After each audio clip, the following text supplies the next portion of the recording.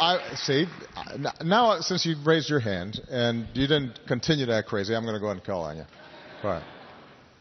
First of all, sincerest apologies. I That's guess okay. I got overwhelmed. You got excited.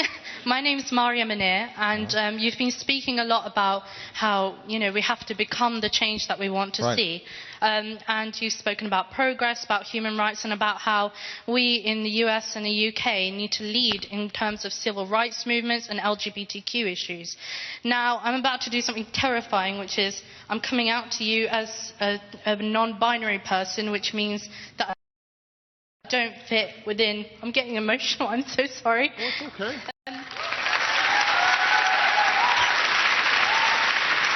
Because I'm from a Pakistani Muslim background, which inevitably has cultural implications, and I know that in North Carolina recently with the bathroom bill, people are being forced to obviously produce birth certificates to prove their gender in order to go to the toilet.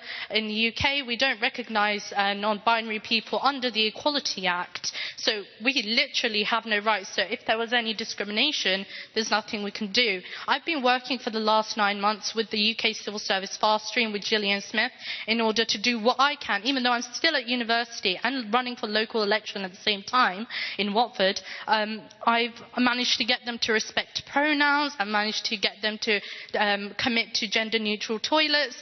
And these are things I've done as a student. And I really, really wish that yourself and David Cameron would take us seriously as transgender people, and perhaps you could elucidate as to what you can do to go beyond what has been accepted as the LGBTQ rights movement, in including people who fit outside the social norms. Well, look, I think that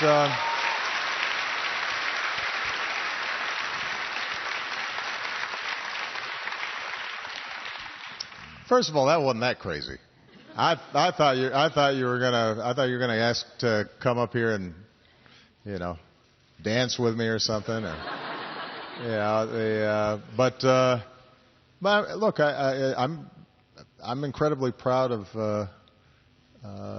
the steps it sounds like you've already taken to speak out about your own experience and then to try to create a social movement and change laws. It sounds to me like you're on the right track.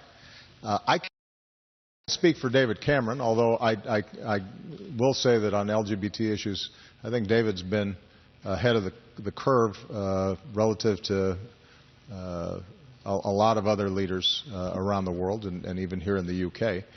I can say from my perspective that we're taking a lot of serious steps to address these issues within the federal government.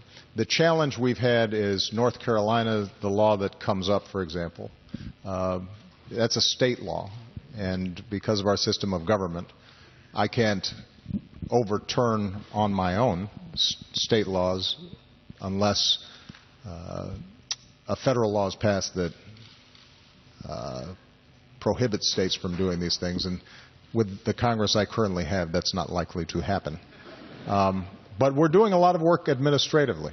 And as I said, you should feel encouraged just by virtue of the fact that I think social attitudes on this issue have changed faster than I've seen on any other issue.